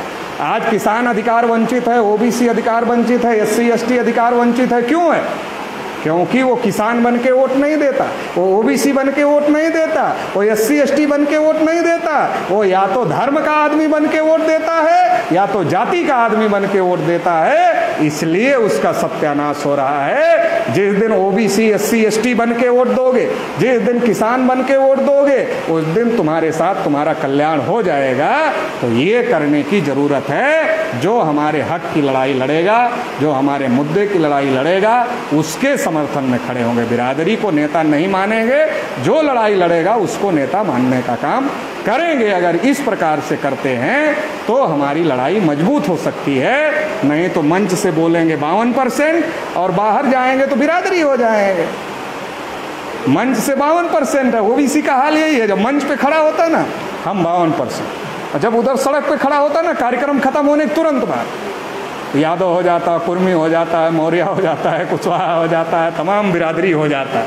यहाँ 52%, वहाँ जाते ही खत्म हो जाता है 52%। तो इससे काम बनने वाला नहीं है। इससे अभी तक सत्यानाश हुआ है, आगे भी होगा। इसमें सुधार करने की जरूरत है। आखिरी बात कहकर अपनी बात समाप्त। आप नई साइकिल, नई मोटरसाइकिल, नई कार खरीदते हो, दूसरे को चलाने के लिए देते हो,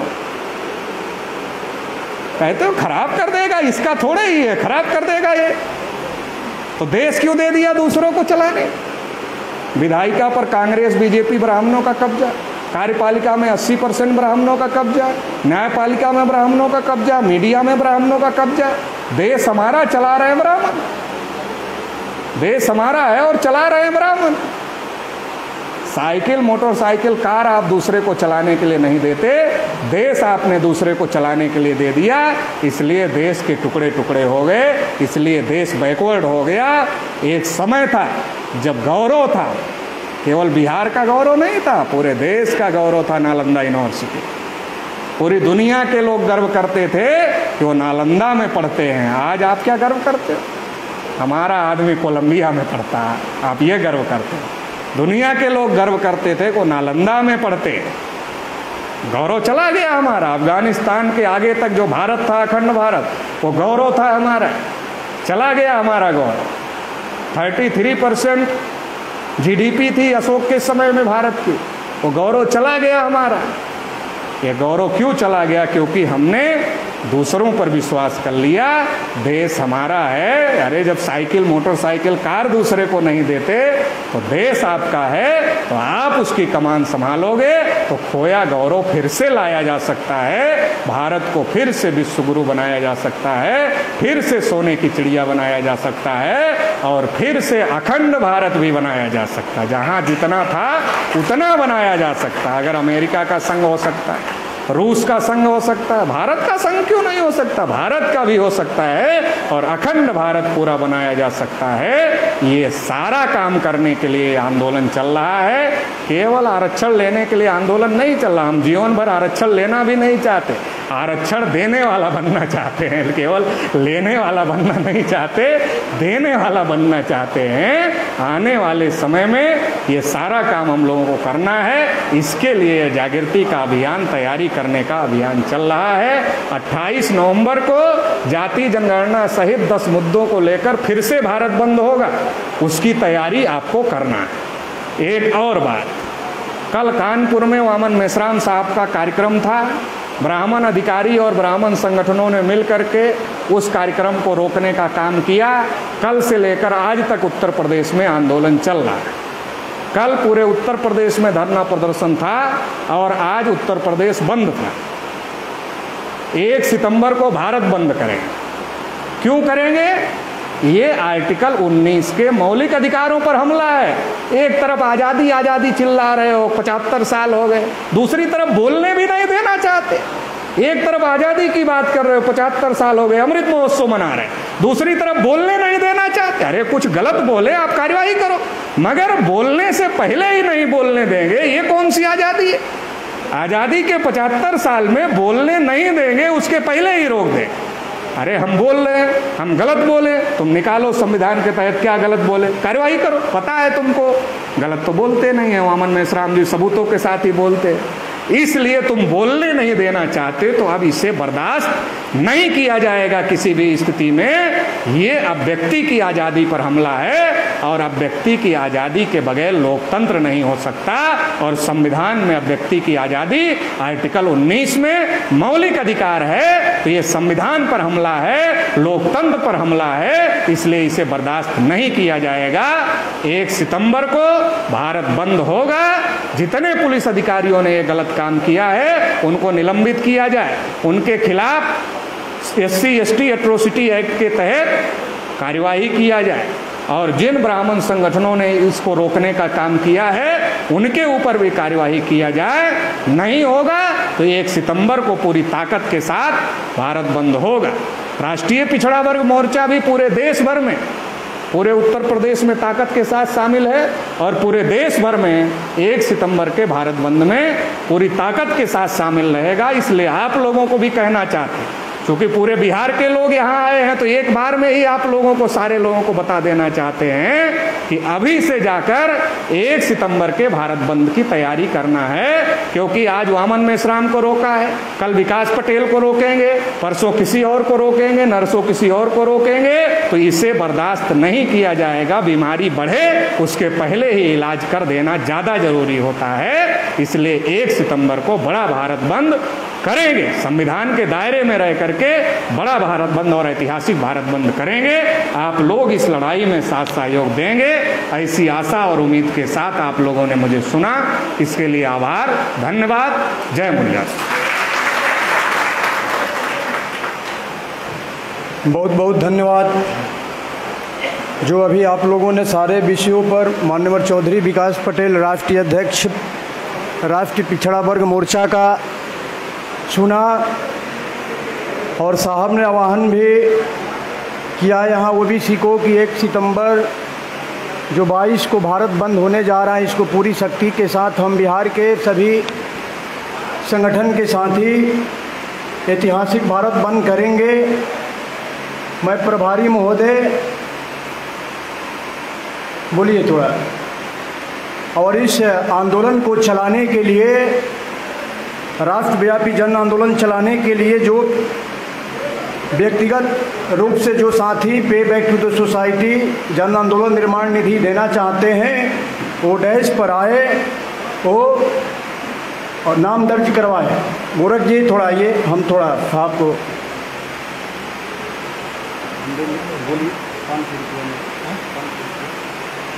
जन आंदोलन निधि के रूप में आदरणीय संतोष यादव नागवंशी जी 500 रुपये का निधि दे रहे हैं, जो भारत मुक्ति मोर्चा का प्रभारी है साहब को तालियों से स्वागत किया जाए। सर, जिन साथियों को जन आंदोलन निधि जो व्यक्तिगत देना है, आप भी दे सकते हैं इस आंदोलन को आगे बढ़ाने के लिए। धन्यवाद। एक सूचना है, सूचना के बाद जो भी होगा राष्ट्रव्यापी जन आंदोलन निर्माण सुपुर्द किया जाएगा। राष्ट्रीय अधिवेशन जो बहुजन मुक्ति पार्टी का 25 सितंबर 2022 को मध्य प्रदेश भोपाल में होने वाला है, उसका कूपन और हैंडबिल काउंटर पर है, वो सभी साथी सभी जिला के लोग ले लेगा। और दूसरा, राष्ट्रीय मूल निवासी महिला संघ का कूपन एवं हैंडबिल अयोध्या प्रसाद जी के पास है, वो प्राप्त जरूर कर लीजिएगा। राम प्रवेश कश्यप बक्सर से 400 रुपया अध्यक्ष महोदय को सुपुर्द किए। हमारे अखिलेश सिंह यादव बक्सर से 500 रुपया, अखिलेश सिंह यादव बक्सर से 500 रुपया सुपुर्द किए। हमारे गोरखनाथ पासवान बक्सर से 200 रुपया। जन आंदोलन नाश्ता लोग नहीं कर रहे हैं, नाश्ता की हाँ, सभी साथी नाश्ता करके ही जाएंगे। आपकी नाश्ता की व्यवस्था किया गया है, कोई बिना नाश्ता किए बगैर बाहर नहीं जाएंगे, नाश्ता करके ही जाएंगे। हाँ, नंदन पटेल बेगूसराय से 200 रुपया। अशोक पटेल राष्ट्र पिछड़ा वर्ग मोर्चा रोहतास से 500 रुपया।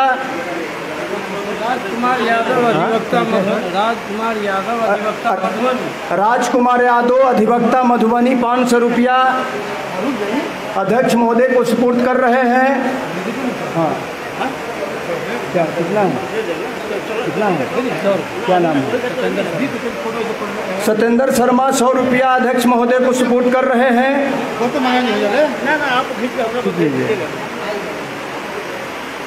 हाँ, कृष्ण बिहारी पासवान बक्सर से साहब को 200 रुपया सुपुर्द कर रहे हैं।